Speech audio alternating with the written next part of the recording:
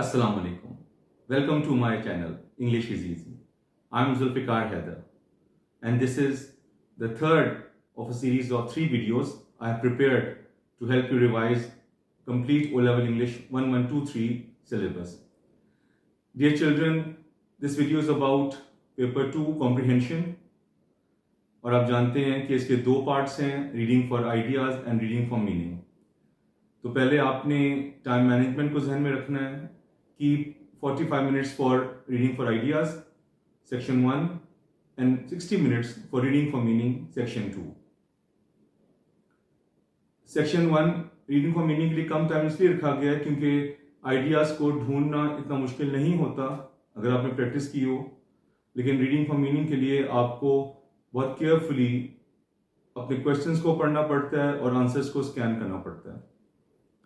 तो सबसे पहले आपको मैं सबसे इम्पॉर्टेंट टिप बताऊंगा जो पेपर 2 के बारे में है, और वो है do not change the tense and the meaning. Section 1 हो या सेक्शन 2 हो, पूरा पेपर करते हुए आपने इस टिप को जहन में रखना है. Do not change the tense and the meaning of the passages. तो सेक्शन 1 में रीडिंग फॉर आइडियाज़ में नोट्स, समरी, ओपिनियन, इन तीनों में आपने अपने वर्ड्स यूज़ करते हुए बहुत केयरफुल रहना है कि कहीं आप अपना वर्ड्स गलत यूज़ करते हुए मीनिंग ना चेंज कर दें. वैसे भी नोट्स में और ओपिनियंस में आपको अपने वर्ड्स यूज़ करने की ज़रूरत नहीं है.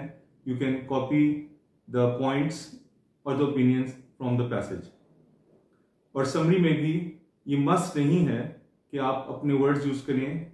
आप अच्छी तरह पॉइंट्स को चूज़ करें और उनको प्रॉपर्ली सिंथेसाइज करें, जोड़ें, 2 सेंटेंसेस को एक बनाएं, 3 को एक बनाएं, उनके अंदर अच्छे लिखिंग डिवाइसेस यूज़ करें और उनको एक्यूरेटली लिखें और सीक्वेंस में. तो I repeat, do not change the tense and the meaning in any of the questions either in section 1 और सेक्शन 2.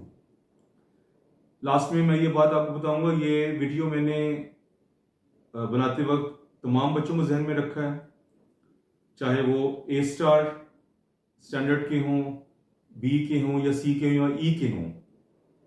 तो I tried my best to use easy language और आसान अल्फाज में आपको समझाने की कोशिश की है. इसको गौर से देखें और इसको वीडियो को देखने के साथ साथ आपके पास एक बहुत इंपॉर्टेंट रिसोर्स होना चाहिए. आपके पास मई-जून 2018 से लेकर अक्टूबर-नवंबर 2022 या मई-जून 2023 तक के पास पेपर्स अनसॉल्व्ड हों और उनकी मार्क स्कीम भी आपके पास हो.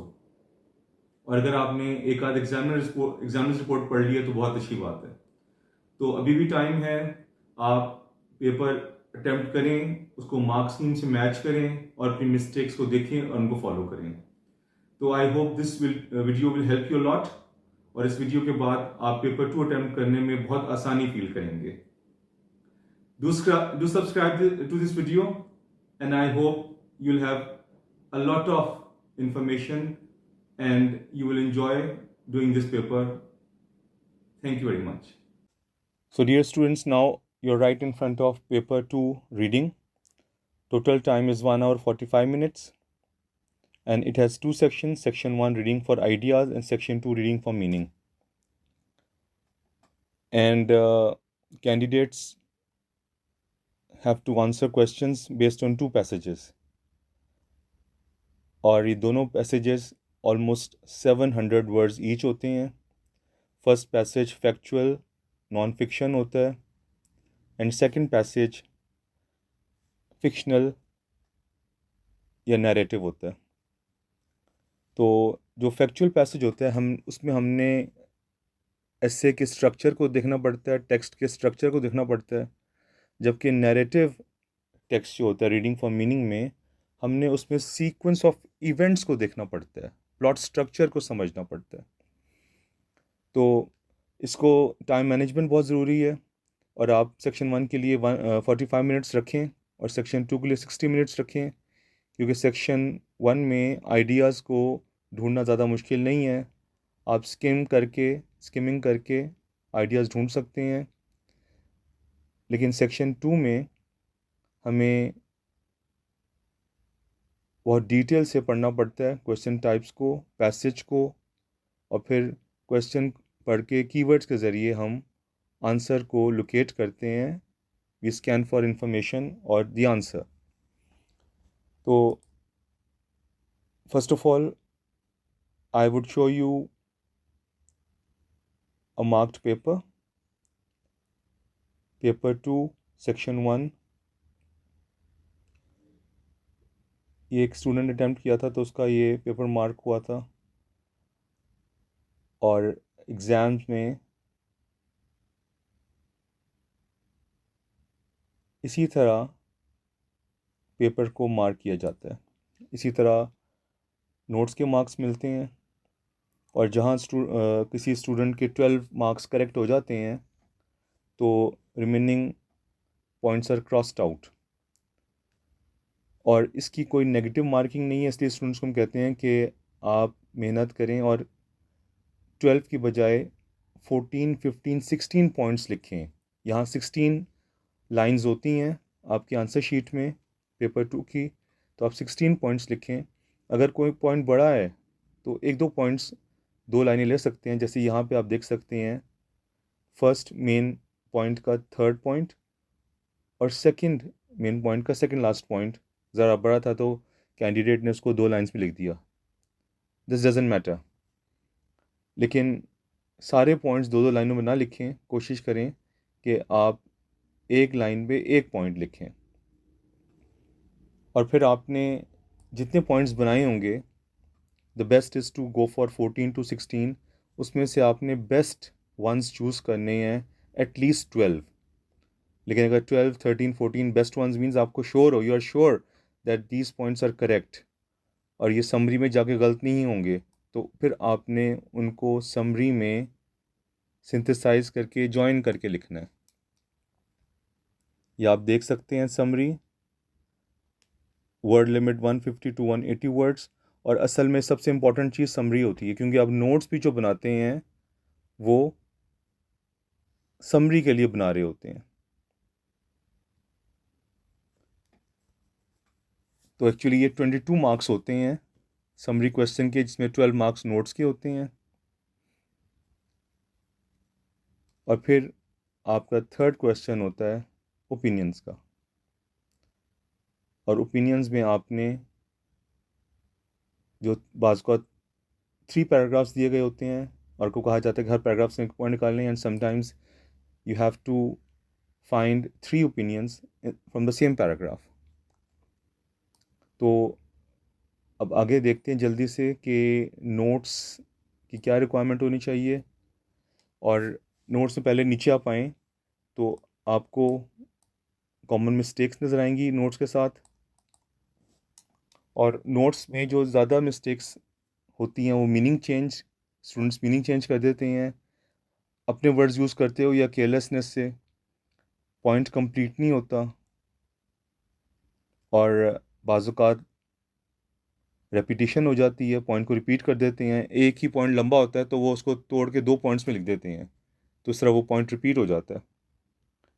और सबसे जो कॉमन मिस्टेक है वो क्या है कि स्टूडेंट्स सिर्फ एग्जांपल या एक्सप्लेनेशन लिख देते हैं और असल पॉइंट छोड़ देते हैं। तो आपको मैं जल्दी से दिखाऊं, ये आप देख सकते हैं रेड कलर में मार्क किया गया है। तो जैसे ये लास्ट पॉइंट है, ticket prices are so high, ये एक्चुअली इसका एग्जांपल था, इसका रीज़न था कि locals, why locals can't attend these events. तो कैंडिडेट ने गलती किया कि उसने मेन पॉइंट छोड़ दिया और उसका रीज़न लिख दिया। तो खाली रीज़न या एक्सप्लेनेशन लिखने का मार्क नहीं मिलता, you have to write the main point. और अगर आपने मेन पॉइंट के साथ एग्जांपल या एक्सप्लेनेशन लिखनी है तो फिर आप को सच एज और फॉर एग्ज़ाम्पल जैसे वर्ड्स यूज़ करके एग्जाम्पल या एक्सप्लेनेशन को आप लिख सकते हैं।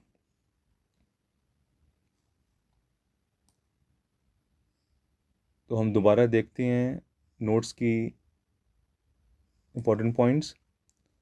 There is no negative marking, so try to write 14-16 points. Negative marking कोई नहीं होती। Keep the points short and relevant. Point ज़्यादा लंबे ना हो, 1 line 1 point. Do not change the tense and the meaning. ये सबसे इंपॉर्टेंट पॉइंट होना चाहिए आपके लिए कि जो टेंस यूज़ किया गया है पैसेज में, आपने नोट्स में और समरी में वही टेंस यूज़ करना है। मीनिंग चेंज नहीं करना, और बाज़ औक़ात टेंस चेंज करने से भी मीनिंग चेंज हो जाता है। या अगर आप इम्पॉर्टेंट पॉइंट्स जो नोट्स आर्ग्यूमेंट के या मेन पॉइंट के इम्पॉर्टेंट वर्ड्स हैं उसको स्किप कर देते हैं तो मीनिंग चेंज हो जाता है।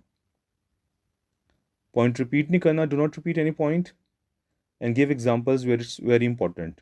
So actually you are making notes for the summary, and a good summary does not have examples or explanations. And where the examples explanations are very important, you need to use words like for example or such as to introduce your example or explanation. ये आपको बड़े important example मिलेगा जिससे आपको सीखने में मदद मिलेगी कि how to avoid mistakes in notes. तो आप देख रहे हैं कि एक पैराग्राफ है, इसमें जो ब्लू से हाईलाइटेड है ये एक्चुअली कंप्लीट नोट है, लेकिन अगर आप इसको पूरा लिखेंगे तो ये 2 लाइंस आपके ले जाएगा। तो आपको इसको थोड़ा सा शॉर्ट करना पड़ेगा या रीफ्रेस करना पड़ेगा अगर आप अपने वर्ड्स यूज़ कर सकते हैं। लेकिन यहाँ नोट्स में अपने वर्ड्स यूज़ करने की ज़रूरत नहीं है। तो आप देखें कैंडिडेट ने मिस्टेक्स क्या की हैं, रेड कलर से रॉन्ग पॉइंट्स लिखे हुए हैं। ओलंपिक गेम्स और the football World cup brings people together from different Nations. उसने असल वर्ड से इवेंट्स सच एज वो मिस कर दिए जिससे मीनिंग चेंज हो गया, और ऐसे लग रहा है कि सिर्फ ये 2 ही इवेंट्स हैं, ओलंपिक गेम्स और फुटबॉल वर्ल्ड कप, जिनसे डिफरेंट नेशंस के लोग करीब आते हैं। तो इसको आप शॉर्ट कर किस तरह भी लिख सकते हैं, दीज इवेंट्स, क्योंकि ऊपर मेजर स्पोर्टिंग इवेंट्स लिखा हुआ है। तो the word these points to major sporting events. तो दोबारा रिपीट करने की जरूरत नहीं है। These events bring people together from different nations, ये भी एक्सेप्टेबल है और बिल्कुल सही पॉइंट है। दूसरा एग्जांपल है events such as the Olympic games और the football World Cup bring people together from different nations as competitors. अब यहाँ उसने गलती क्या की है कि उसने सिर्फ एग्जाम्पल इंक्लूड कर दिया है, एक एग्जाम्पल इंक्लूड कर दिया है, हालांकि वहाँ 3 एग्जाम्पल्स थे, competitors, spectators and sometimes even heads of state. तो इससे भी मीनिंग चेंज हो गया और ऐसे लग रहा है कि सिर्फ नेशंस करीब आती हैं एज कंपेटिटर्स। तो स्पेक्टेटर्स और हेड्स ऑफ स्टेट को रिमूव करके मीनिंग चेंज हो गया। तो इसको जब सही किया जाएगा तो ये ऐसे हो सकता है, event such as the Olympic games और the football World Cup bring people together from different nations as competitors, spectators and sometimes even heads of state. या फिर ये भी हो सकता है, these events bring people together from different nations as competitors, spectators and sometimes even heads of state। तो ये mistakes आपने अवॉइड करनी है और बड़ी केयरफुली आपने नोट्स को पिक करना है, उनकी वर्डिंग्स को।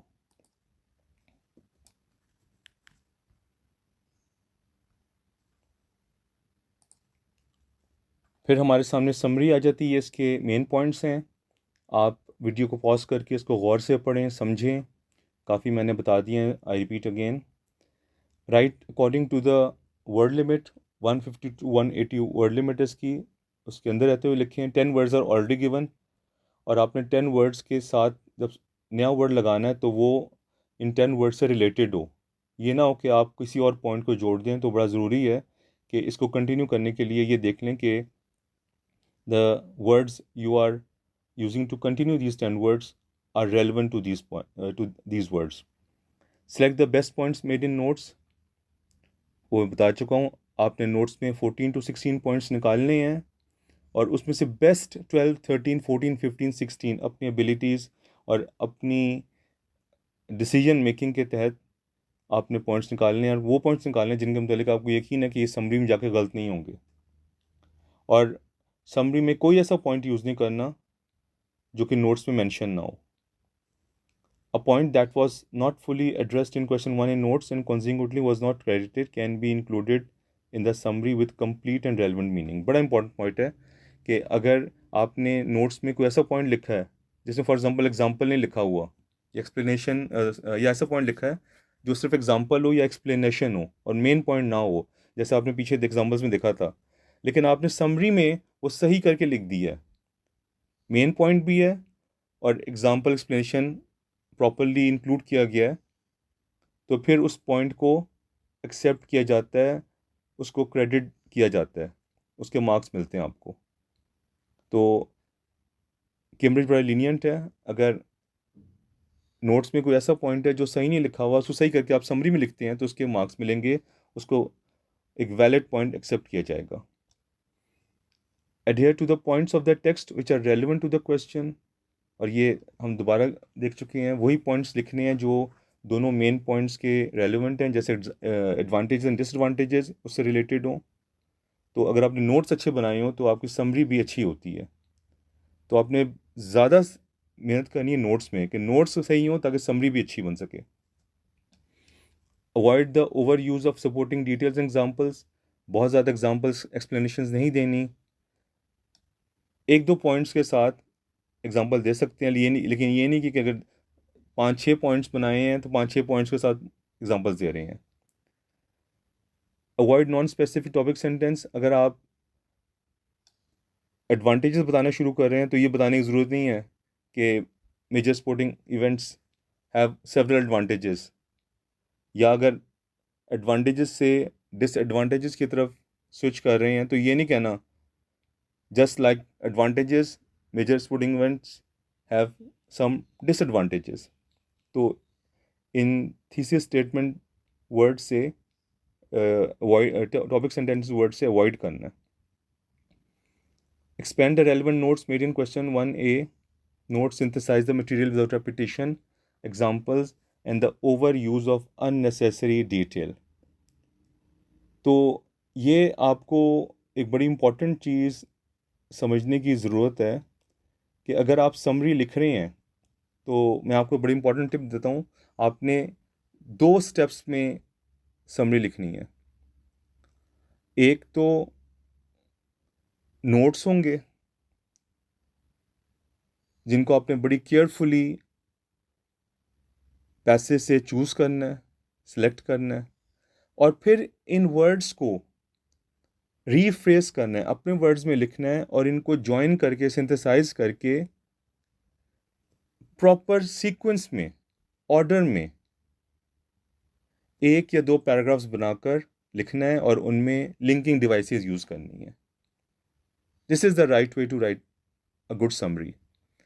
और एक अच्छी बात यह है आपके लिए, it's very positive for you और गुड फॉर यू, कि you need not change the sequence of points. जिस पॉइंट्स में वो पैसेज में आ रहे हैं उसी पॉइंट से आप, उसी सीक्वेंस से आप नोट्स में लिखें और उसी सीक्वेंस को मेंटेन करते हुए उनको आप समरी में रिफ्रेश करें, उनको सिंथेसाइज करें, जॉइन करें और फिर लिंकिंग डिवाइसेस यूज़ करते हुए उनको डेवलप करें।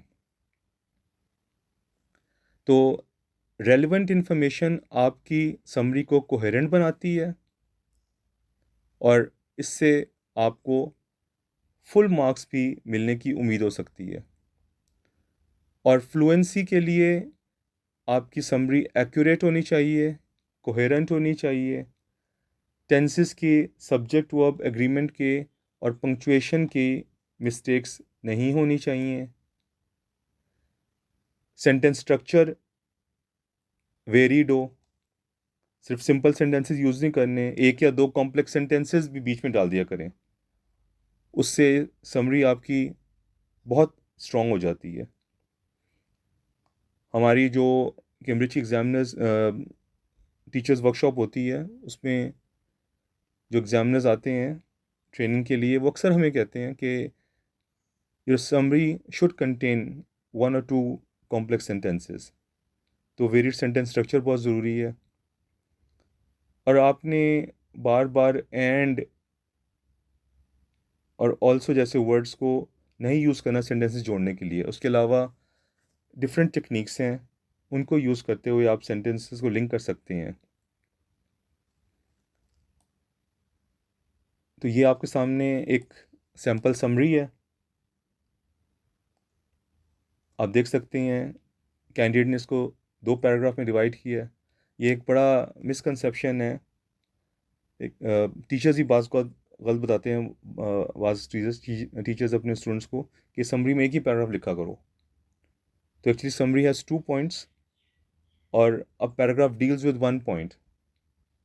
तो बजाय कि आप ये अज्यूम कर लें कि आपने एक पैराग्राफ लिखना है मेजर स्पोर्टिंग इवेंट्स के बारे में, आप ये भी कर सकते हैं कि आपने 2 पैराग्राफ्स लिखने हैं 2 मेन पॉइंट्स पे, advantages of major sporting events and disadvantages of major sporting events.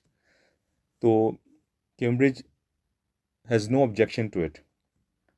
तो ए स्टार लेने के लिए आपकी समरी में फ्लुएंसी होनी चाहिए, फ्लुएंसी में एक्यूरेसी भी आ जाती है और प्रॉपर ऑर्गेनाइजेशन भी आ जाती है, कोहेरेंस होनी चाहिए, प्रॉपर सीक्वेंस में हो, ऑर्गेनाइजेशन अच्छी हुई हो, क्लैरिटी हो।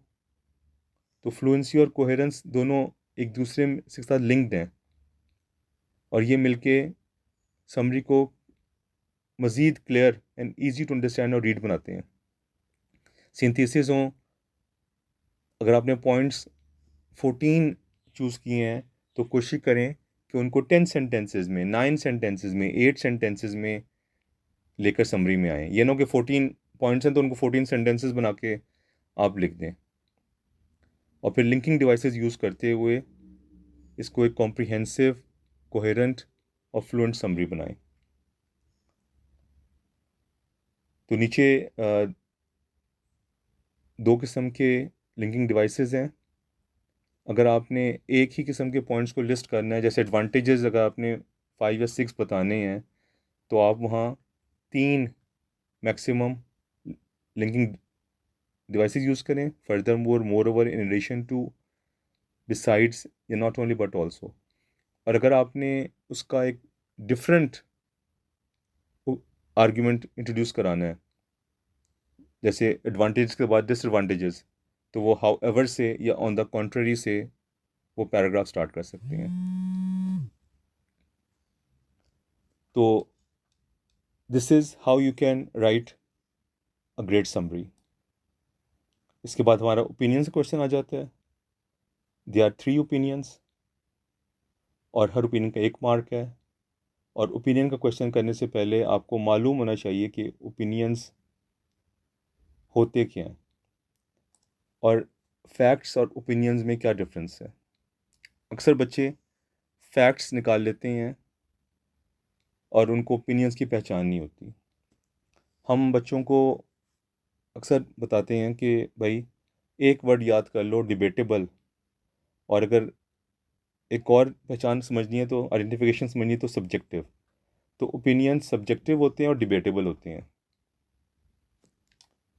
सब्जेक्टिव का मतलब होता है वो आपकी पर्सनल बिलीफ या जजमेंट है, आपका अपनी राय है, आपकी अपनी सोच है। जबकि फैक्ट्स जो होते हैं वो ऑब्जेक्टिव होते हैं, वो प्रूवन होते हैं। So now we have reached question number 2, third part of reading for idea section 1। इसमें आपके पास 3 मार्क्स का क्वेश्चन है। आपको 3 ओपिनियंस या 3 pieces of advice given paragraphs में से ढूंढने होते हैं। और इसमें भी कैम्ब्रिज आपको एडवाइस करता है कि you should not use your own words, और अगर आपने अपने वर्ड्स यूज़ करने हैं तो बी वेरी केयरफुल कि आप कहीं मीनिंग ना चेंज कर दें। तो मीनिंग चेंज हो गया तो फिर मार्क्स नहीं मिलते। तो इसमें एक्चुअली इस क्वेश्चन में आपने फैक्ट्स को नॉन फैक्चुअल स्टेटमेंट से अलहदा करके आइडेंटिफाई करना होता है। इन अदर वर्ड्स, आपने ऐसी डिटेल्स निकालनी होती हैं, ऐसी स्टेटमेंट्स निकालनी होती हैं जो आपकी पर्सनल ओपिनियन हो, फैक्ट ना हो। तो इसको समझने के लिए first of all let's study some details और इसको मैं अगर अब समराइज़ कर दूं आपके लिए कि अंडरस्टैंड 3 वर्ड्स, एक तो सब्जेक्टिव एंड ऑब्जेक्टिव, ये टर्म्स, फिर डिबेटेबल नॉन डिबेटेबल, और फिर चेंजेबल। तो सब्जेक्टिव कहते हैं किसी ऐसी चीज़ को जो आपकी पर्सनल ओपिनियन हो और आपकी पर्सनल फीलिंग्स को, थॉट्स को, आइडियाज़ को रिफ्लेक्ट कर रही हो। जबकि ऑब्जेक्टिव स्टेटमेंट एक ऐसी स्टेटमेंट को कहेंगे जो फैक्ट पे बेस्ड हो, प्रूवन हो। फिर फैक्ट्स आर नॉट डिबेटेबल। अब अगर लिखा हुआ हो पंजाब इज़ इन पाकिस्तान, तो कोई डिसएग्री नहीं करेगा, कोई डिबेट नहीं कर सकता। लेकिन अगर कहा जाए Punjab is a beautiful province, तो सम में एग्री, सम में नॉट एग्री, सम में डिबेट। तो ये पर्सनल ओपिनियन होगी, Punjab is a beautiful province. लेकिन कहा जाएगा कि पंजाब इज़ अ प्रोविंस या पंजाब इज़ इन पाकिस्तान, तो ये एक ऑब्जेक्टिव रियलिटी और एक प्रूवन फैक्ट होगा। फिर ओपिनियंस वक्त के साथ चेंज भी हो जाते हैं। जैसे अगर किसी के बारे में कहा जाए कि ही इज़ वेरी स्ट्रॉन्ग, तो ये एक पर्सनल ओपिनियन होगा। लेकिन हो सकता है कि आफ्टर फ्यू मंथ्स और ईयर्स आपकी ये ओपिनियन चेंज हो जाए, वो कमज़ोर हो जाए, बीमार हो जाए, तो आप कहेंगे he is a weak person, he is week. तो लेकिन अगर उसी के बारे में फैक्ट हो कि he is a human being, ये एक फैक्ट है, ये ओपिनियन नहीं है, तो फिर वो कभी भी चेंज नहीं होगा। तो 3 चीज़ें याद रखनी है आपने ओपिनियन को पहचानने में। नंबर 1 कि वो सब्जेक्टिव आपका ओपिनियन होगा, पर्सनल ओपिनियन होगा। दूसरा, वो डिबेटेबल होगा, उसमें बहस हो सकती है, कुछ एग्री करते हैं, कुछ नहीं एग्री नहीं करते। और फिर वो चेंजेबल है, जो चेंज हो सकता है। लेकिन फैक्ट्स चेंज नहीं होते, फैक्ट्स प्रूवन होते हैं, और फिर वो इंडिपेंडेंटली कंफर्म्ड होते हैं, प्रूवन होते हैं, एविडेंस उनकी होती है। और तीसरा, वो वक्त के साथ साथ चेंज भी नहीं होते। तो नीचे 3 एग्जांपल्स दिए हुए हैं आपके लिए। लंदन इज़ इन इंग्लैंड, ये फैक्ट है। और दूसरी तरफ London is the best European city, ये किसी की ओपिनियन हो सकती है, लेकिन ये फैक्ट नहीं हो सकता। It's a subjective opinion, debatable है। और इसी तरह दूसरे एग्जांपल्स हैं फैक्ट्स के। The earth revolves around the sun and a week has 7 days। तो facts are facts, they can't be debated, और फिर दे आर प्रूवन। ये 3 चीज़ें आपने सामने रखनी है। अब ये आपके सामने कुछ एग्जांपल्स हैं। अब एक एग्जांपल एक और भी है। The father of English poetry Chaucer wrote marvellous poems. ये एक्चुअल पैसेज में था, टेक्स्ट में था, लेकिन कैंडिडेट ने इसको चेंज करके लिखा है the father of English poetry Chaucer wrote memorable poems. अब उसने मीनिंग चेंज कर दी है। Marvellous is not the synonym for memorable and vice versa. Memorable marvellous का सिनोनिम नहीं हो सकता। तो आपने जब रीफ्रेस करना हो ओपिनियंस को भी, तो ये देखना कि आप मीनिंग ना चेंज कर रहे हो।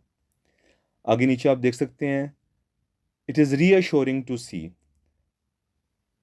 तो हमने पीछे देखा कि 3 कंडीशंस हैं किसी भी आइडिया को ओपिनियन प्रूफ करने के लिए, कि वो डिबेटेबल होता है, सब्जेक्टिव होता है और चेंजेबल होता है। साथ उसके कुछ साइन पोस्ट होते हैं, कुछ वर्ड्स होते हैं जो हमें कंफर्म करने में हेल्प करते हैं कि ये ओपिनियन है। जैसे it is reassuring to see, नीचे है there is nothing more thrilling. फिर आगे थर्ड है depriving locals of the opportunity to experience sporting events is a terrible injustice। तो ऐसे स्वीपिंग स्टेटमेंट्स या ऐसे स्टेटमेंट्स जो आपकी पर्सनल ओपिनियन को शो कर रहे हैं और ये ऐसे साइन वर्ड्स हों, नथिंग, टेरिबल, एडजेक्टिव्स यूज़ हो रहे हों, तो वो किसी भी पॉइंट को ओपिनियन में कन्वर्ट कर देते हैं, शॉर्ट ओपिनियन होता है। इसके फर्दर साइन पोस्ट हैं जो आपको हेल्प करने में जो आपको हेल्प करेंगे ये अंडरस्टैंड करने में कि how you can identify opinions. Zebras are magnificent creatures, adjectives use हो रहे हैं। Indonesia is a beautiful country. There is no city more beautiful than London is the most peaceful city. Marvelous, obviously, definitely, certainly, undoubtedly, selfish, really wonderful। तो ये words आपको clearly बता देते हैं कि ये पर्सनल ओपिनियन है, सब्जेक्टिव ओपिनियन है। आगे no invention has ever created, उसके नीचे however most out of the town, all visitors, all agree, ये सारे ओपिनियंस हैं और इन वर्ड से आप कंफर्म कर सकते हैं कि जो आपने स्टेटमेंट चूज़ की है, जो आइडिया आपने चूज़ किया है गिवन पैराग्राफ से, वो ओपिनियंस हैं। इसी तरह कई बार एडवाइस आ जाती है आपको चूज़ करना, तो एडवाइस के लिए जो साइन पोस्ट हैं, जो वर्ड्स हैं, वो भी आप गौर से देख लें। Need to, must be, should. तो ये नीड, मस्ट बी, शुड किसी को कोई काम करने की इंस्ट्रक्शन दी जा रही है या मशवरा दिया जा रहा है, तो उसके लिए imperative sentence, avoid the temptation but don't forget to wear headphones, it is recommended to sign up. ये ऑर्डर नहीं है, it's a better idea. Advice कहते हैं अ बेटर आइडिया। तो ये भी हो सकता है कि गलत हो, डिबेटेबल हो। कुछ लोग कहें, जैसे फर्स्ट है people need to obey laws, लेकिन अब हमारे कुल में बेशुमार लोग हैं जो समझते हैं कि लॉज ओबे करने का फ़ायदा नहीं है। Preservation of wild life must be continued, जंगली हयात का तहफ़्फ़ुज़ जारी रहना चाहिए, लाजमन जारी रहना चाहिए। If you want to see them in future, कुछ एग्री करेंगे, कुछ एग्री नहीं करेंगे। इसी तरह अवॉइड द टेम्पटेशन, तो ये इम्पेरेटिव सेंटेंस जिनमें किसी को कोई काम करने का मशवरा दिया जा रहा है या ना करने का मशवरा दिया जा रहा है, तो वो भी एडवाइस में आ जाते हैं। तो डियर चिल्ड्रन, इस तरह आपने अपना paper 2 section 1 reading for ideas revise करना है।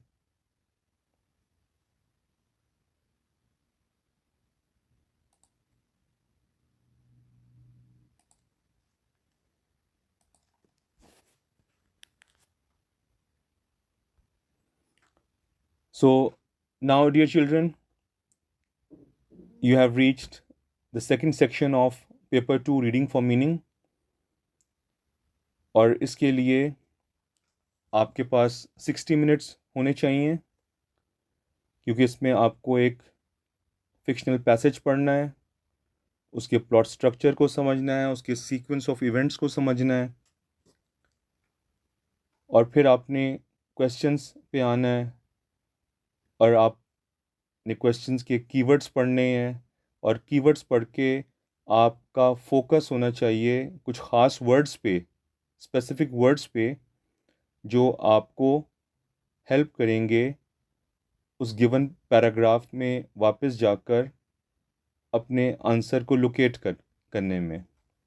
तो सबसे पहले आपको मालूम होना चाहिए कि आपको रीडिंग फॉर मीनिंग में, कॉम्प्रिहेंशन में 5 टाइप्स ऑफ क्वेश्चंस को अटेम्प्ट करना होगा, लिटरल क्वेश्चंस जिनमें आप आंसर को कॉपी कर सकते हैं पैसेज से, इन्फ्रेंशियल क्वेश्चंस जिनमें आपको पता होगा कि इसका आंसर किस एरिया में है, किस जगह पर है, लेकिन आप उसको कॉपी नहीं कर सकते, आपको अपने वर्ड्स यूज़ करना पड़ेंगे उस आंसर को गेस करके देने के लिए। तीसरा ओन वर्ड्स क्वेश्चन है जिसमें लिटरल आंसर तो नज़र आ रहा होगा, लेकिन आपने उस लिटरल आंसर में से 2 कीवर्ड्स निकालने हैं या 2 की फ्रेजेस निकालने हैं और उनको अपने वर्ड्स में, सिनोनिम्स में या इक्विवेलेंट्स में रीफ्रेज करके उस स्टेटमेंट को जो दी गई होगी दोबारा लिखना है। वोकैबुलरी क्वेश्चन में आपने राइट वर्ड को चूज़ करना है और अपनी वोकैबुलरी स्किल्स को प्रूव करना है। और मीनिंग अफेक्ट क्वेश्चंस में आपने राइटर्स क्राफ्ट को अप्रिशिएट करना है, आपने गिवन स्टेटमेंट का लिटरल मीनिंग देना है और फिर बताना है कि actually what the writer wants to say in this sentence. तो ये सारा हम देखेंगे, लेकिन इन सब के लिए, सब क्वेश्चंस में एक चीज़ कॉमन है और वो है कि आपने पहले क्वेश्चंस में से कीवर्ड्स निकालने हैं। आपको मालूम होना चाहिए कि आपने कौन सी इन्फॉर्मेशन ढूंढनी है और आंसर आपका कितना बड़ा होना चाहिए। तो एक हम टिप यूज़ करते हैं, लॉन्ग आंसर रॉन्ग आंसर। अक्सर जो लंबे लंबे आंसर लिखे होते हैं कॉम्प्रिहेंशन में, खासकर रीडिंग फॉर मीनिंग में, तो वो अक्सर गलत होते हैं क्योंकि उसमें कैंडिडेट्स एक्चुअल आंसर के साथ इररेलेवेंट और रॉन्ग आंसर भी लिख देते हैं जो एक्चुअल आंसर को स्पॉइल करके ख़राब कर देता है। तो एक एग्जांपल आपको सामने दिया गया है। एक क्वेश्चन है, what was the most unpleasant change Emma found in the house when she came home. तो पैसेज में से एक छोटा सा एक्सट्रैक्ट लिया गया है। She was irritated to find that the tea bags had been shifted, no doubt by James, her brother. He had also left the cutlery drawer open slightly. Even worse, he had left muddy footprints all over the floor. तो in short the two answers are given और इसमें से एक wrong है और एक correct है। तो आपको जल्दी समझ में आ जाना चाहिए कि आंसर 1 रॉन्ग क्यों है। जो क्वेश्चन में कीवर्ड था वो था the most unpleasant change, the most unpleasant change, the most unpleasant change. तो कैंडिडेट ने, जो आंसर नंबर 1 लिखने वाला कैंडिडेट है, उसने इन कीवर्ड्स पे गौर नहीं किया और उसने वो सारी चेंजेस देख ली जो एमा ने नोट की थी कमरे में। He had also left the cutlery drawer open.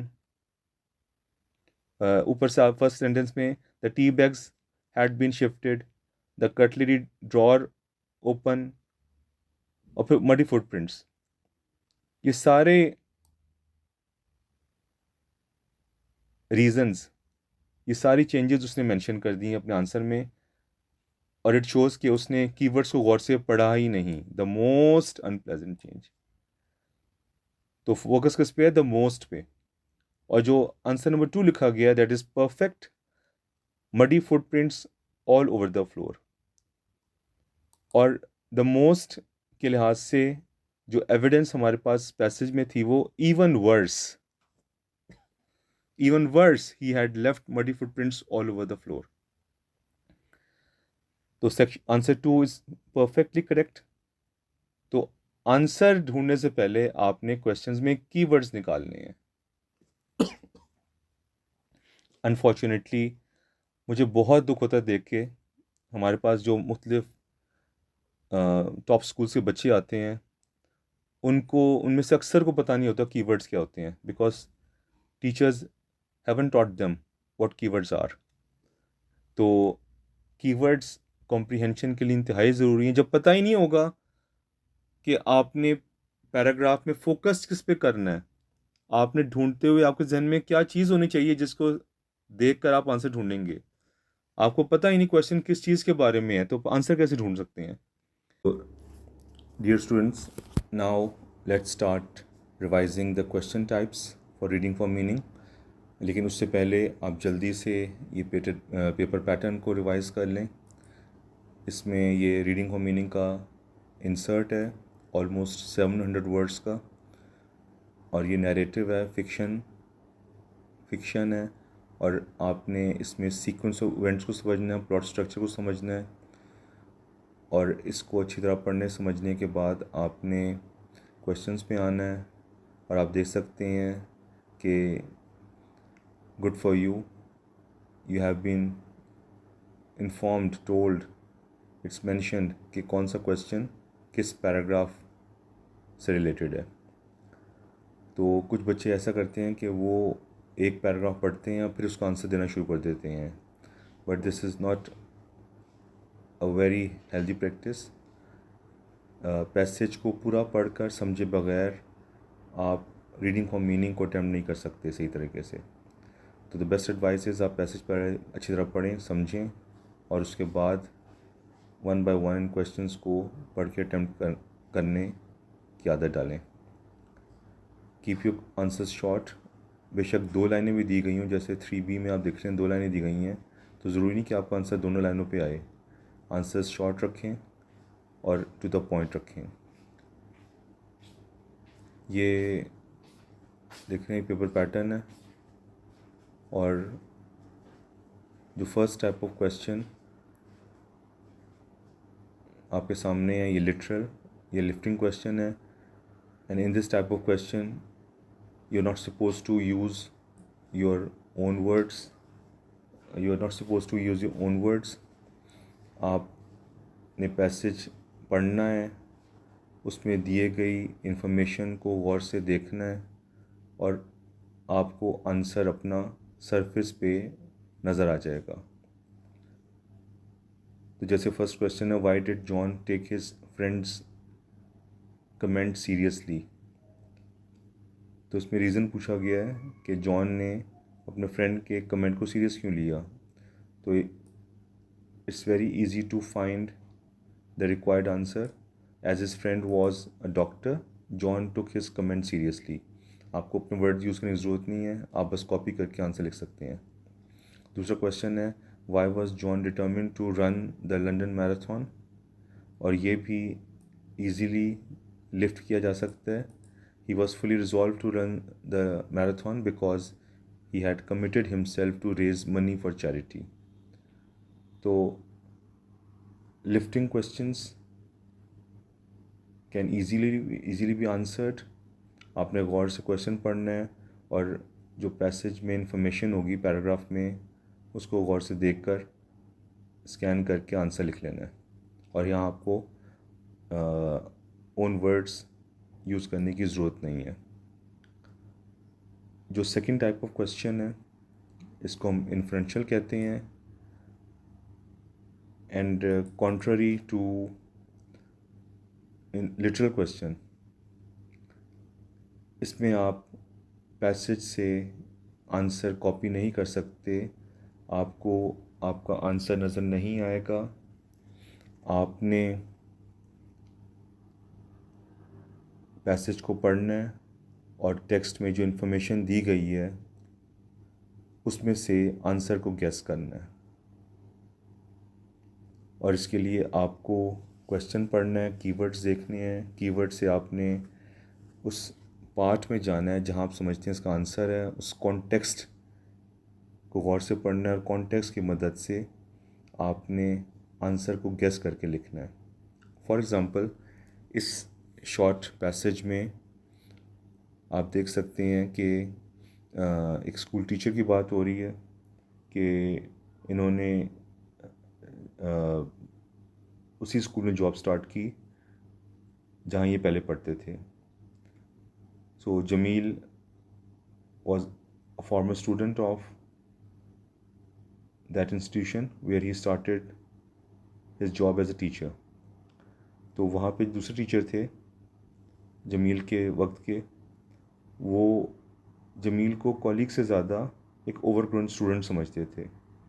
तो इसी तरह एक टीचर थी मिस कौसर, जो स्कूल लाइब्रेरियन थी, और वो जमील को बहुत पसंद करती थी और उसको उसके माजी के वाक़यात सुनाती थी, याद कराती थी।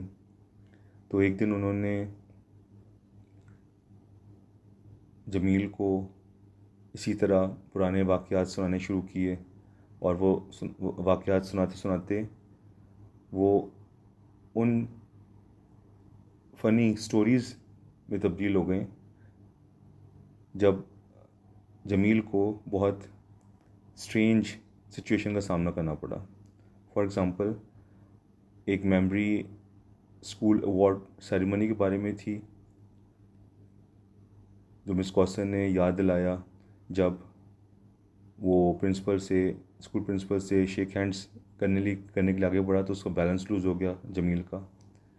तो ऐसी कहानियाँ सुनाने का मकसद मिस कौसर का था कि वो उसको फील कराती कि तुम बड़े इम्पोर्टेंट हो, और वो उसको अप्रिशिएट करना चाहती थी, वो उसको पसंद करती थी, उसके लिए अपनी अफेक्शन शो करना चाहती थी। और इसकी एविडेंस आपको ग्रीन हाईलाइटेड एरिया में नज़र आएगी कि although there was no doubt her fondness for Jameel, एक तो ये एविडेंस है। तो दूसरा, certainly she remembered him as the backbone of the school debating club. तो इसी ग्रीन लाइन के साथ आपको बीच में ये नज़र आएगा कि बताने का मकसद, ये कहानियाँ, ये वाक़या सुनाने का मकसद था कि वो बताएं कि हाउ मच शी लाइक्ड और अप्रिशिएटेड हिम, लेकिन इसका असर उल्टा होता था। Her actions had the opposite effect to the one intended. चाहती कुछ थी, उसका असर कुछ और होता था। ये सेकंड पैराग्राफ सेकंड लाइन में मिडिल में आप देख सकती हैं। तो क्या उल्टा असर होता था कि Jamil felt embarrassed and awkward, जो मिस कौसर नहीं चाहती थी। तो आप ये लास्ट 2 लाइन्स पढ़ें। What else could Jamil do but respond to Miss Kausar's cues and manage some hollow laughter. Hollow laughter का मतलब होता है कि आप दिल से हंसते नहीं हैं, you are pretending to laugh, और आप अपनी नेगेटिव फीलिंग को छुपाने के लिए हंसते हैं। तो वो सिर्फ ये शो करने के लिए कि वो हंस रहा है, तो इससे ये मालूम नहीं होता था कि ही रियली फेल्ट कंफर्टेबल, और वो ये दिखाने की कोशिश करता था कि वो कंफर्टेबल है, लेकिन he was not comfortable. He was just trying to show hide his negative feelings caused by Miss Kosser's anecdotes and amusing details of his past as a former student. तो आप देख सकते हैं कि ये इसका आंसर कहीं नज़र नहीं आ रहा, या आपने गेस करना है क्लूज से। तो टेक्स्ट में ऐसे काफ़ी एग्जांपल्स मिल जाते हैं जिनको यूज़ करते हुए आप आंसर गेस कर सकते हैं। और इसके इनकरेक्ट आंसर में आप देखें, to make him feel embarrassed, uncomfortable, happy, awkward. तो कहीं भी क्लू ऐसा नज़र नहीं आ रहा जो ये शो करता हो कि वो जमील को एम्बैरेस्ड फील करवाना चाहती थी या अनहैप्पी करना चाहती थी। जबकि ये 2 करेक्ट आंसर्स हैं, to make him feel welcome, happy, important, flattered, और to show affection for him, इसकी हमें एविडेंस ये ग्रीन हाईलाइटेड एरिया में नज़र आती है। तो ये बहुत इंपॉर्टेंट टाइप ऑफ क्वेश्चंस हैं, literal questions and inferential questions, और ज़्यादातर क्वेश्चंस अपार्ट फ्रॉम वोकैबुलरी और मीनिंग अफेक्ट ये या लिटरल होते हैं या इन्फ्रेंशियल होते हैं। इनके साथ जो थर्ड टाइप ऑफ क्वेश्चन है, जो थोड़ा बहुत आपको कंफ्यूज करता है इन्फ्रेंशियल क्वेश्चन के साथ, वो ओन वर्ड्स क्वेश्चन है। इसमें इसमें इन्फ्रेंशियल क्वेश्चंस की तरह आपको लिटरल आंसर ढूंढने की ज़रूरत नहीं पड़ती, वो आपको सरफेस पे ही मिल जाता है।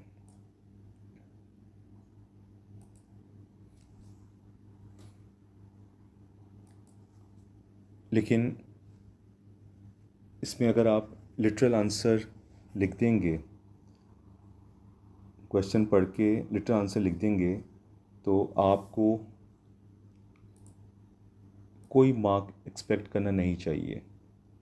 तो ऑनवर्ड्स क्वेश्चंस में आपने क्वेश्चन पढ़ना है और क्वेश्चन के कीवर्ड्स से आपको आंसर ढूंढने में मुश्किल पेश नहीं आएगी। और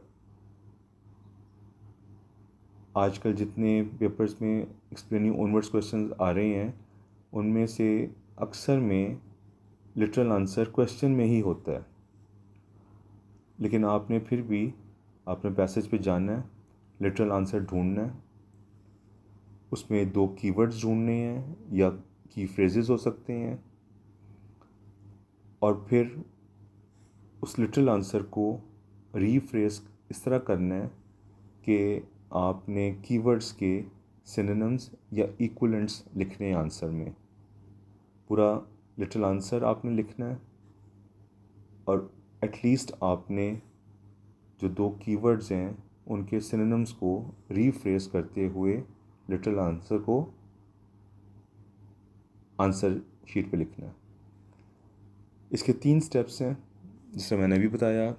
first of all you have to find the literal answer, बिल्कुल उस तरह जिस तरह आप लिफ्टिंग में ढूंढते हैं, आपको सरफेस पे नज़र आ जाता है।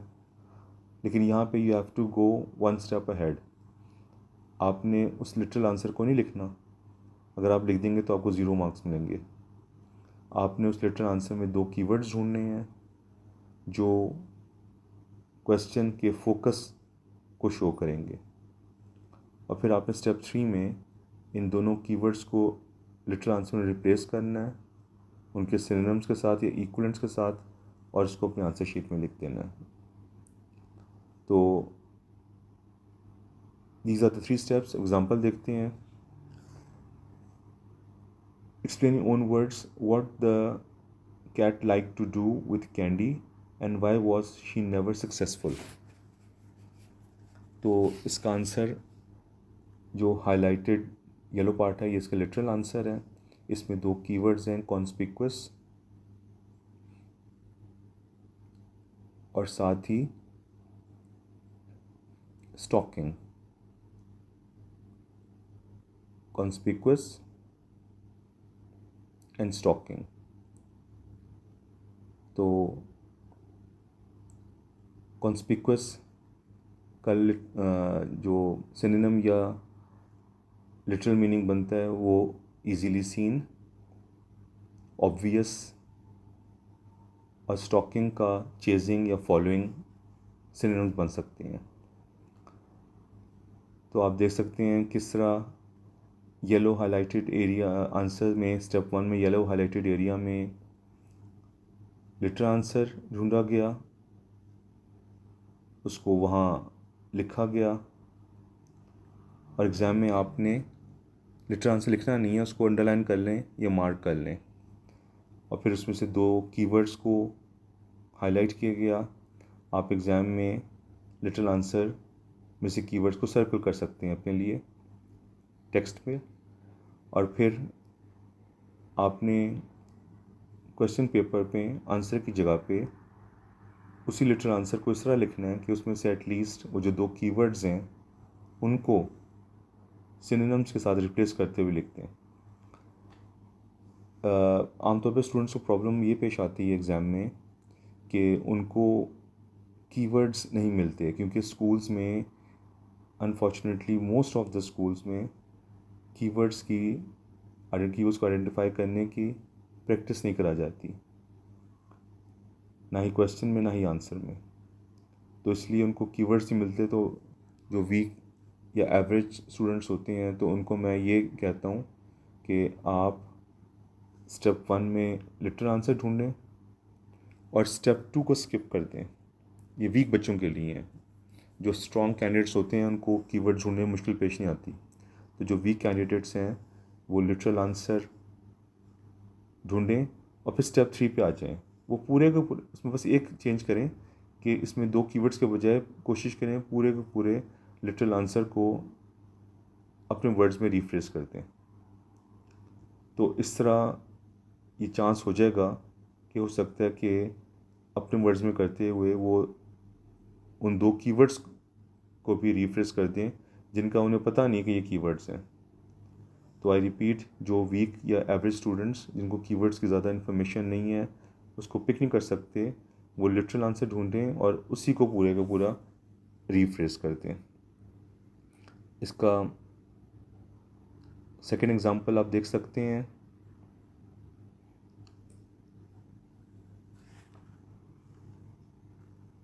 Question explaining own words what the family found so attractive about candy. तो इसका लिटरल आंसर ढूंढने में मुश्किल पेश नहीं आई और ये येलो हाईलाइटेड है, his quirky personality but also of his affectionate nature.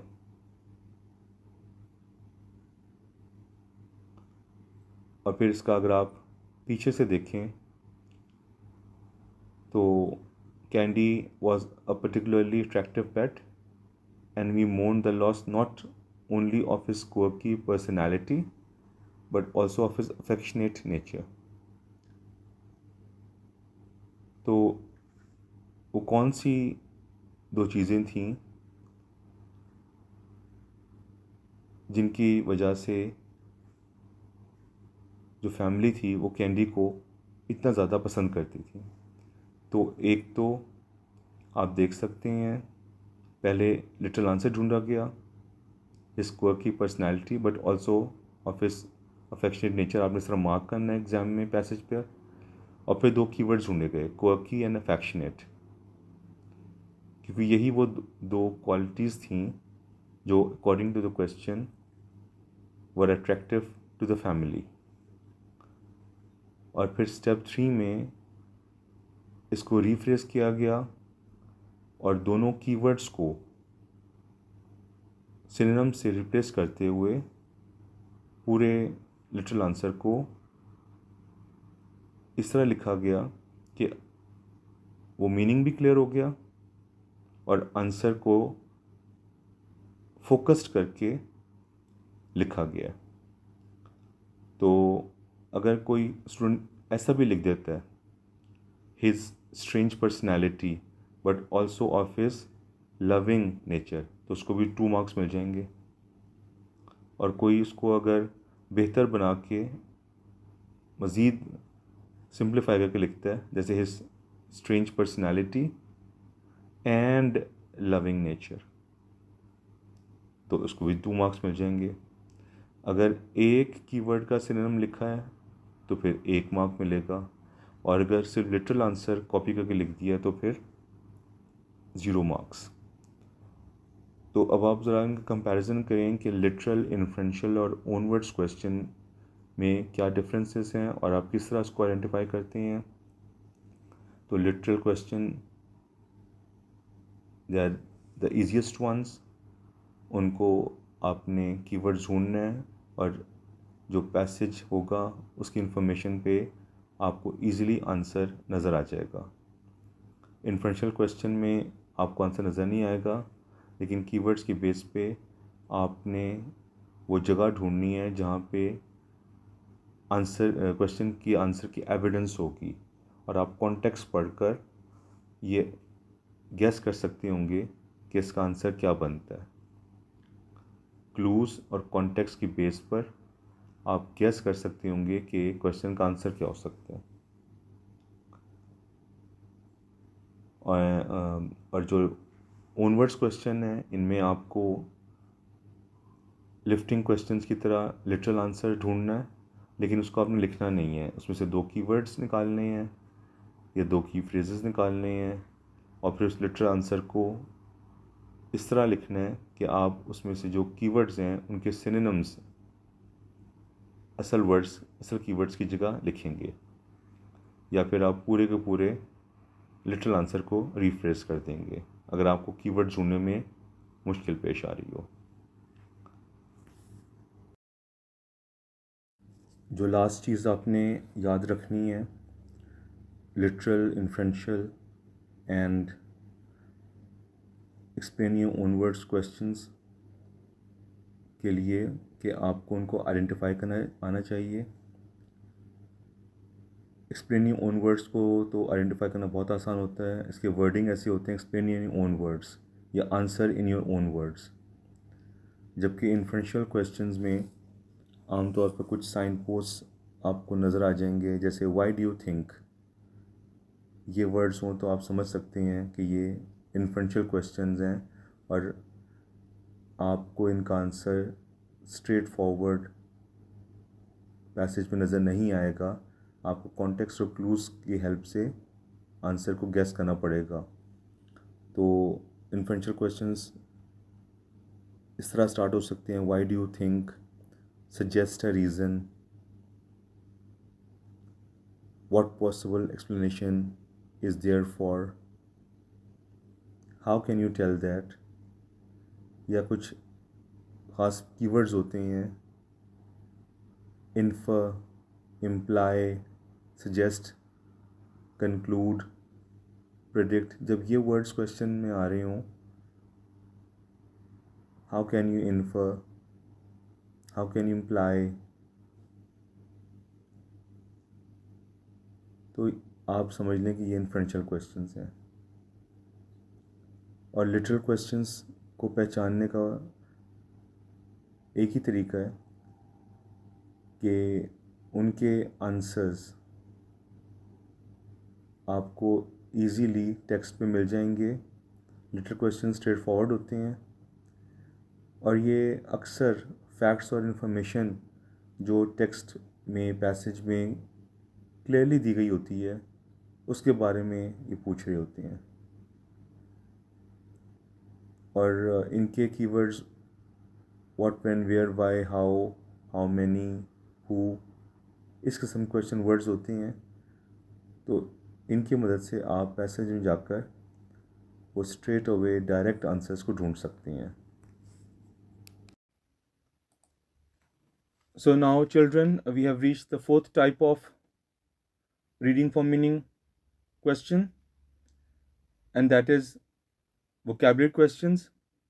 और इसमें आपकी स्किल को चेक किया जाएगा कि आप किसी वर्ड को लिटरली एंड कॉन्टेक्चुअली कितना अच्छा समझ सकते हैं और उसको यूज़ कर सकते हैं।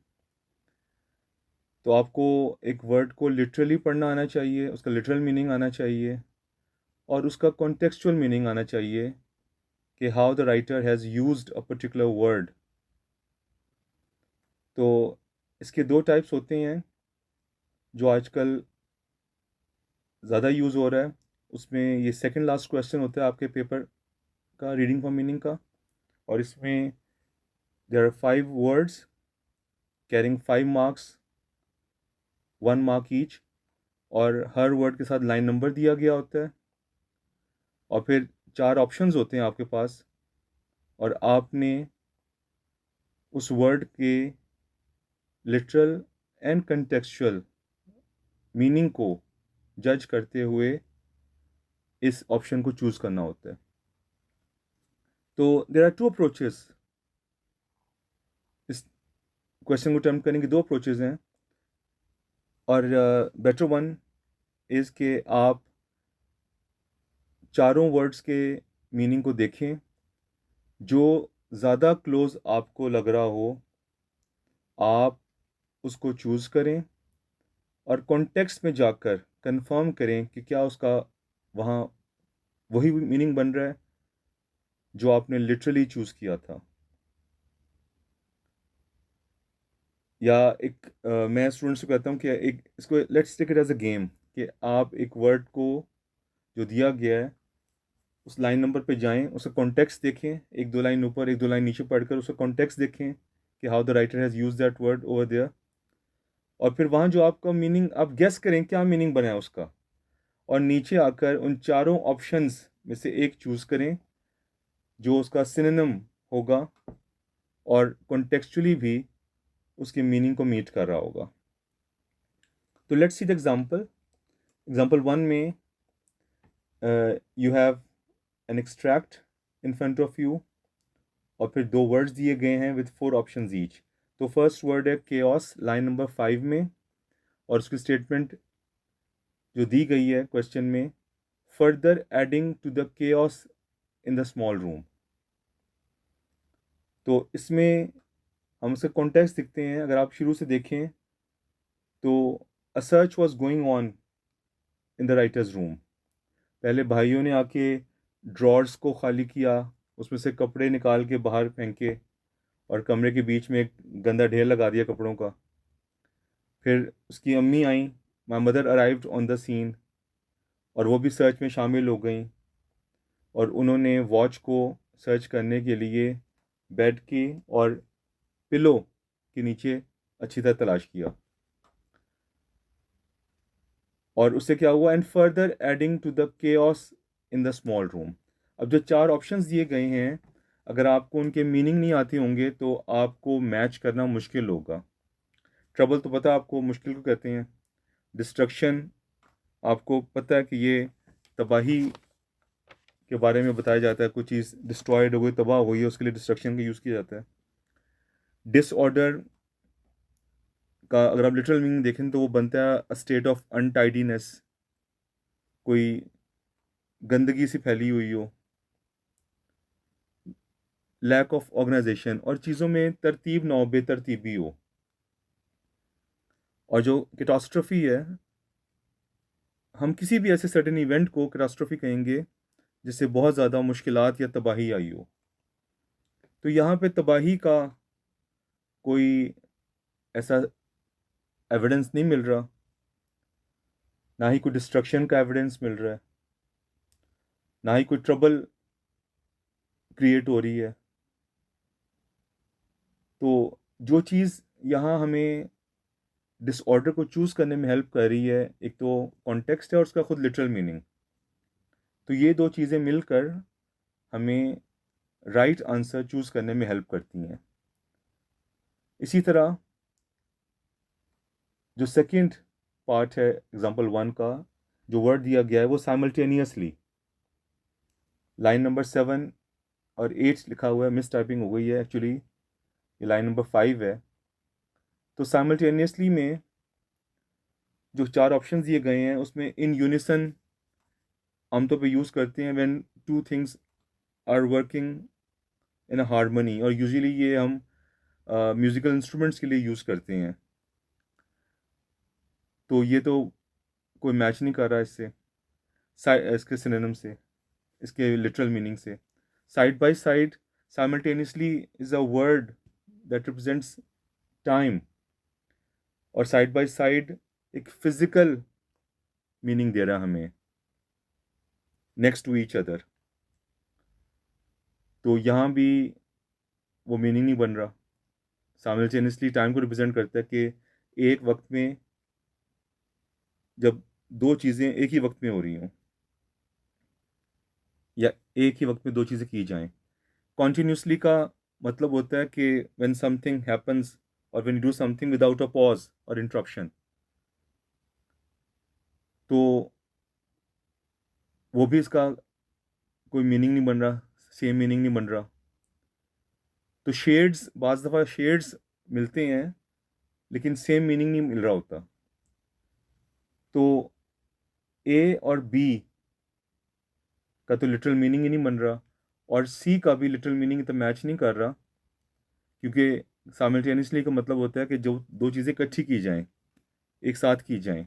तो कॉन्टिन्यूसली में ये मीनिंग रिफ्लेक्ट नहीं होता।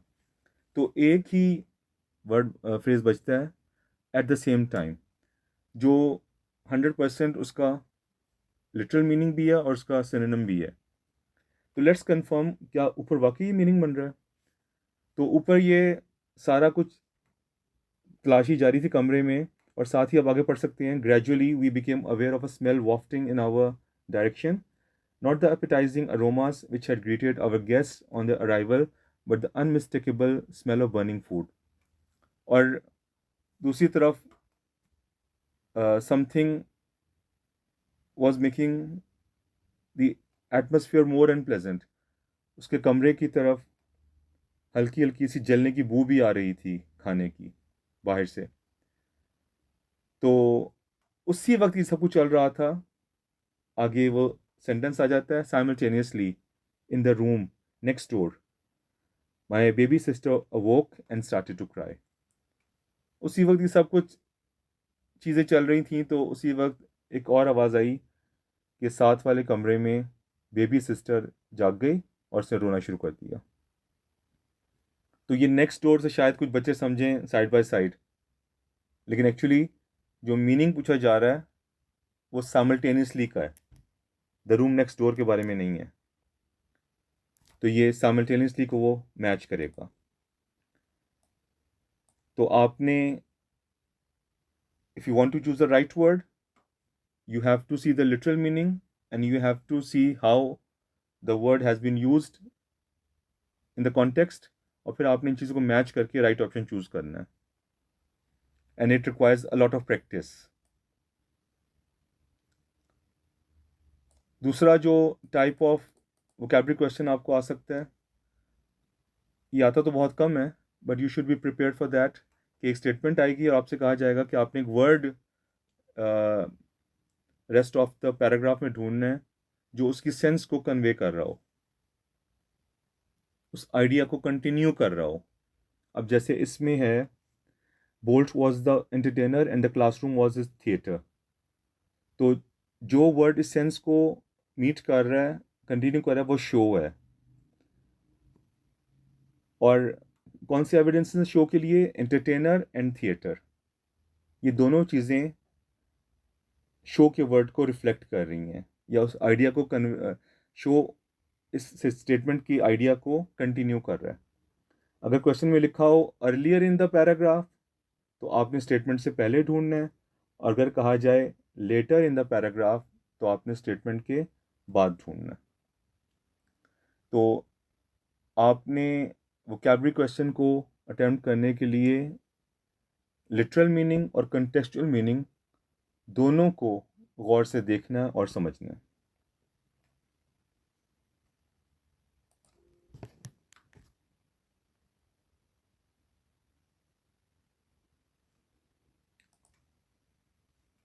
So the last type of reading for meaning question is meaning affect questions, और इसमें दो पार्ट्स होते हैं, and every part carries 2 marks. तो ये 4 मार्क्स का क्वेश्चन है, 2 marks for meanings and 2 marks for affects.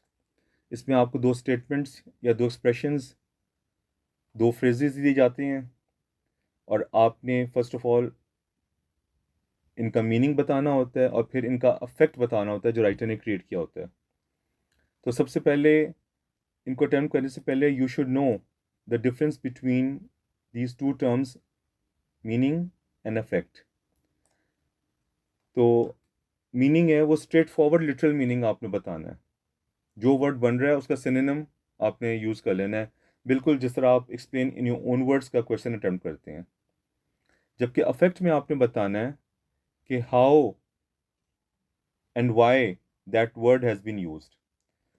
Affect में राइटर हमें बताता है कि वो एक्चुअली कहना क्या चाह रहा है, वो क्या शो करना चाह रहा है। तो हम जब अफेक्ट लिखते हैं, तो हम स्टूडेंट्स कहते हैं आप अफेक्ट का आंसर शुरू किया करो इट सजेस्ट से, इट शोज से, इट एम्फसाइजेज से,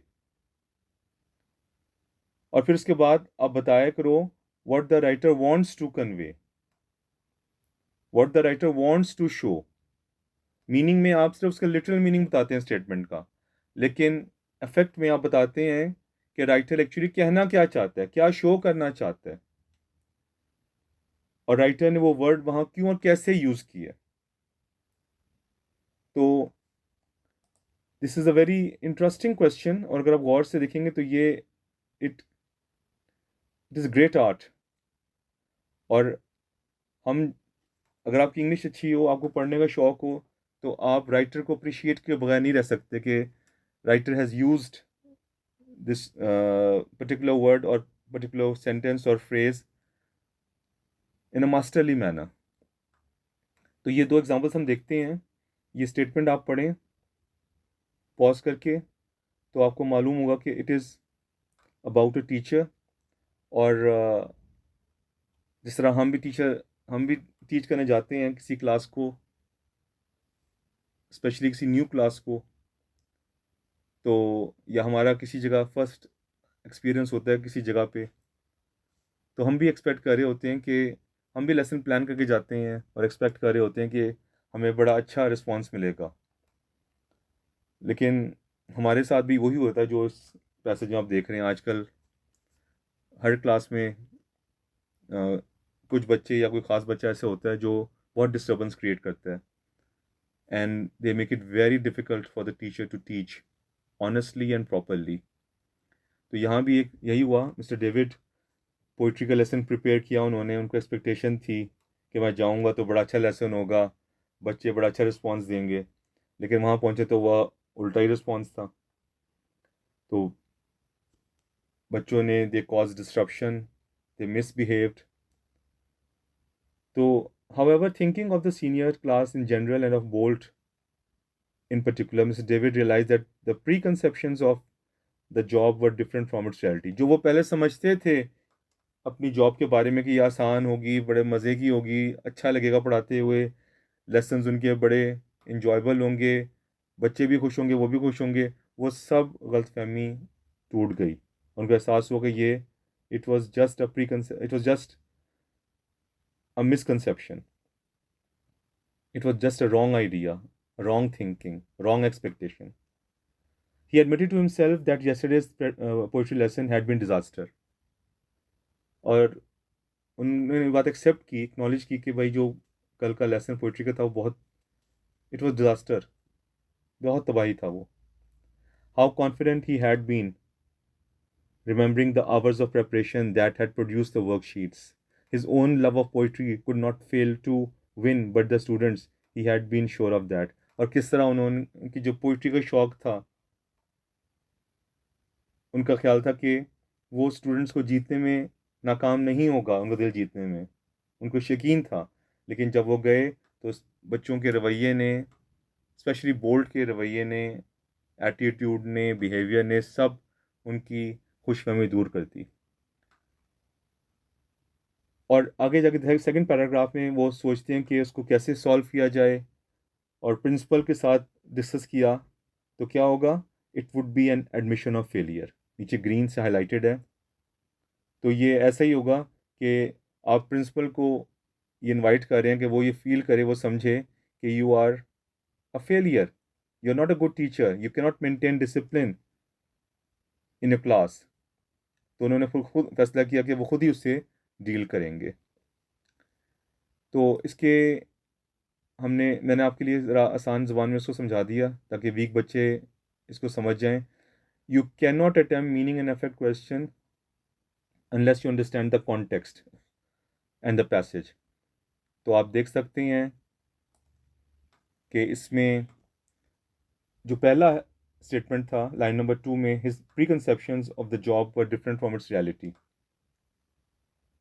तो प्री कंसेप्शन का सिनोनिम कैंडिडेट ने दिया इनिशियल एक्सपेक्टेशन या what he thought the job would be like. तो ये इसके ऑल्टरनेटिव्स भी हैं, इसके इक्वलेंट्स भी हैं, सिनोनिम्स भी बन सकते हैं इसके, और स्ट्रेट लिटरल मीनिंग, और साथ ही रियलिटी का एक्चुअलिटी या how it actually turned out to be, उसका सिनोनिम दिया गया है। और अफेक्ट में बताया गया, it suggest Mr George was disillusion with the behaviour of his senior class. ये वहाँ लिखा नहीं हुआ, लेकिन actually this is what the writer wanted to show कि मिस्टर जॉर्ज, ये नाम चेंज हो गया, एक्चुअली मिस्टर डेविड था, तो मिस्टर डेविड अपनी सीनियर क्लास के एटीट्यूड से उनका बड़ी खुशफहमी टूट गई। वो जो समझते थे वो वैसा साबित नहीं हुआ। So let's see some examples of how to attempt meaning affect questions. तो जो पैसेज अभी आपने पीछे तफसील से मैंने आपको बताया इन डिटेल, उसको ट्रांसलेट करके वीक बच्चों के लिए मैंने उसको एक्सप्लेन किया। तो अब उसके जो दो स्टेटमेंट्स इस शॉर्ट पैसेज में आपको नज़र आए, टू पैराग्राफ्स में, वो यहाँ येलो ग्रीन हाईलाइटेड हैं, और मीनिंग में आप देखें उनके लिटरल मीनिंग दिए गए हैं. These all are correct answers, perfect answers. तो उनके लिटरल मीनिंग दिए गए हैं, स्ट्रेट फॉरवर्ड मीनिंग आंसर में लिखे गए हैं. फर्स्ट एग्जांपल में प्री कंसेप्शंस का इनिशियल एक्सपेक्टेशंस या what he thought the job would be like, और इस तरह रियलिटी का जो सिनोनिम दिया गया है एक्चुअलिटी, या how it actually turned out to be. Affect में एक स्टेप आगे जाके बताना पड़ता है कि what the writer wants to say, wants to convey, what these words or what this line or statement suggests, shows. तो ये 3 बड़े ज़बरदस्त आंसर हैं जो आपको हेल्प करेंगे देखने में. It suggests Mr. David became disheartened by the conduct of the students in his senior class. ये वहाँ लिखा नहीं हुआ, लेकिन कॉन्टेक्स्ट पढ़ के आपको फील होता है राइटर ये आपको बताना चाहता है. राइटर ये कहना चाहता है कॉन्टेक्स्ट से कि मिस्टर डेविड का दिल बड़ा ख़राब हुआ अपने सीनियर क्लास के स्टूडेंट्स के कंडक्ट को देखकर. तो यहाँ पे आप दूसरी लाइन में रिपीट हो गया है, तो यहाँ पे आप डिसहार्टन की जगह आप डिसइल्यूजन भी कह सकते हैं.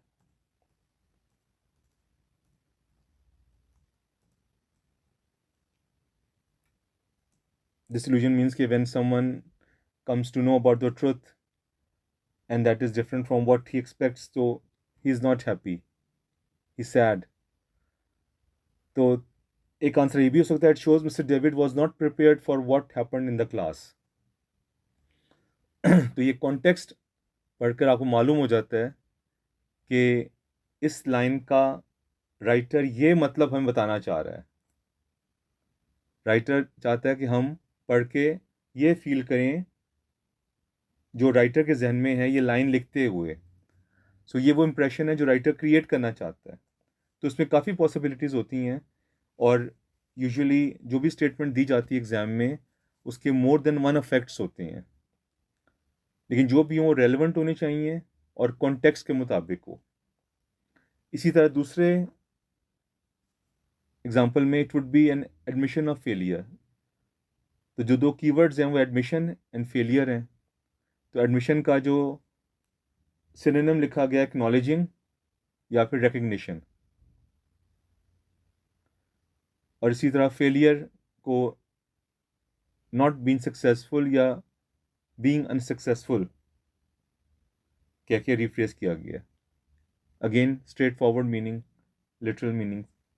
और इफेक्ट में बताया गया है कि राइटर ने ये लाइंस, ये वर्ड्स क्यों यूज़ किए हैं, वो क्या बताना चाह रहा है, वो क्या शो करना चाह रहा है ये वर्ड्स से, वो क्या इंप्रेशन क्रिएट करना चाह रहा है. तो 3 पॉसिबल इफेक्ट्स क्या हो सकते हैं. It suggest that seeking principal's assistance would mean Mr David's inability to maintain discipline in his own classroom. कि अगर वो प्रिंसिपल के पास मिस्टर डेविड जाते हैं तो ये इस बात को मानना होगा कि उन्होंने प्रिंसिपल की हेल्प ली है, क्योंकि वो इस काबिल नहीं है कि अपनी क्लास में खुद डिसिप्लिन को मेंटेन कर सकें. एक और इफेक्ट ये क्रिएट होता है, Mr David was trying to manage the situation independently. कि ऐसा लगता है कि मिस्टर डेविड उस सिचुएशन को खुद ही डील करना चाह रहे हैं, मैनेज करना चाह रहे हैं, to avoid appearing incapable as a teacher. इस बात से बचने के लिए कहीं उन्हें इनकेपेबल टीचर ना समझा जाए, कोई ऐसा टीचर ना समझा जाए जो इस काबिल नहीं, इस लायक नहीं है कि वो क्लास को डील कर सके. और थर्ड इफेक्ट ये राइटर के रेफरेंस से होता है. The writer feel sorry for mister David. ये लाइन पढ़कर जो राइटर पे इंप्रेशन क्रिएट होता है, जो रीडर पे इंप्रेशन क्रिएट होता है, जो राइटर चाहता है कि रीडर फील करे, उसको हमने हाईलाइट करना होता है रीडर के पॉइंट ऑफ व्यू से. The reader feel sorry for mister David. तो ये भी इफेक्ट क्रिएट होता है कि रीडर मिस्टर डेविड के लिए अफसोस फील करता है कि भाई एक टीचर के साथ ये हो रहा है। तो बहुत आसान है and it's very interesting. Meaning में आपने लिटरल मीनिंग बताना होता है, और अफेक्ट में you have to tell what the writer wants to show or suggest, and this you come to guess with the help of context. तो line number दिया होता है, आपने एक दो लाइन ऊपर नीचे पढ़ना है और आपको मालूम हो जाएगा कि राइटर क्या इफेक्ट क्रिएट करना चाह रहा है, क्या बताना चाह रहा है, उसकी लाइंस क्या इम्प्लाई कर रही हैं, क्या शो कर रही हैं। तो what ever the type of question is, the first thing you need to do is to read the passage carefully. Passage गौर से पढ़ें, उसका प्लॉट स्ट्रक्चर समझें, फिर क्वेश्चंस पे जाएं, उनके कीवर्ड्स देखें, क्वेश्चन टाइप को समझें। You should know how to attempt each question type, और फिर उसको अटेम्प्ट करके आखिर में रीचेक करें। और again I would like to repeat, do not change the tense and the meaning, and keep your answers short and to the point. Thank you. Wish you best of luck. And don't forget to subscribe to my channel. I hope this video will help you a lot and you will find it very useful to get A star in English. Do subscribe to this channel and best of luck.